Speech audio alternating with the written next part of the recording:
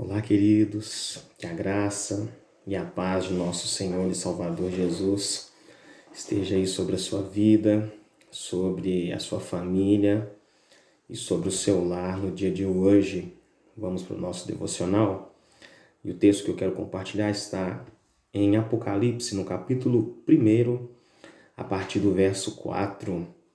A palavra do Senhor nos diz assim: João, às 7 igrejas que se encontram na Ásia, graça e paz a vós outros, da parte daquele que é, que era e que há de vir, da parte dos 7 Espíritos que se acham diante do seu trono, e da parte de Jesus Cristo, a fiel testemunha, o primogênito dos mortos e o soberano dos reis da terra, àquele que nos ama e pelo seu sangue nos libertou dos nossos pecados e nos constituiu reino, sacerdotes para o seu Deus e Pai. A ele a glória e o domínio pelos séculos dos séculos. Amém. Glória a Deus. Queridos, que texto lindo, não é verdade? A carta de Apocalipse, o livro de Apocalipse, é um daqueles livros tremendos de revelação. Um livro que fala poderosamente aos nossos corações. E o apóstolo João, ele começa aqui no verso 4, dizendo que aquela carta ela era adereçada às 7 igrejas que se encontram na Ásia. E ele fala, dando graça e paz a vós outros, da parte daquele que é, que era e que há de vir. Quando ele fala da parte daquele que é, que era e que há de vir, ele está falando ali sobre o nosso Deus Trino, Deus Pai, Filho e Espírito Santo. E o interessante é que ele diz, da parte dos 7 Espíritos que se acham diante do seu trono. Quem conhece um pouco do livro de Apocalipse sabe que o livro de Apocalipse é um livro simbólico, usa muitas expressões que nós não podemos levar ao pé da letra. E uma delas é exatamente essa, porque o apóstolo fala da parte dos 7 Espíritos que se acham diante do seu trono. Quando fala 7 Espíritos, não é que existem 7 Espíritos literalmente diante do trono, mas sim apenas um Espírito Santo, porque 7 vai falar sobre plenitude, vai falar sobre totalidade.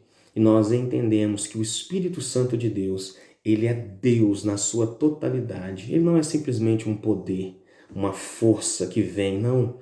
Ele é o próprio Deus. Ele é uma pessoa. E o interessante é que ele diz, e da parte de Jesus Cristo, a fiel testemunha, o primogênito dos mortos. Aleluia, que interessante. O primogênito dos mortos. Ele foi o primeiro a ressuscitar. E nós, queridos, que cremos no Senhor Jesus, que o recebemos como nosso Senhor e Salvador, um dia ressuscitaremos com Ele. Aqueles nossos irmãos que já partiram para a glória, parentes queridos, um dia também ressuscitarão para se encontrar com Ele. Ele é o primogênito dos mortos e o soberano dos reis da terra.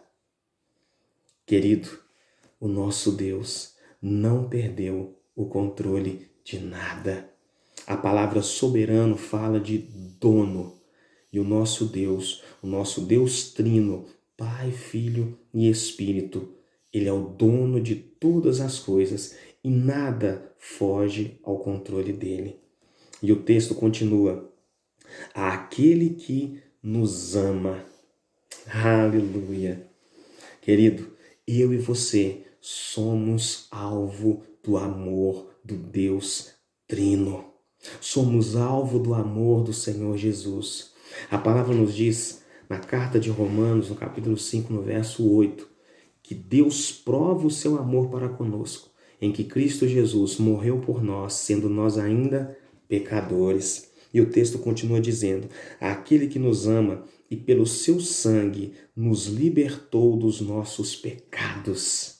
Aleluia! Libertar, querido, é quebrar as algemas. Nós estávamos escravizados pelo pecado.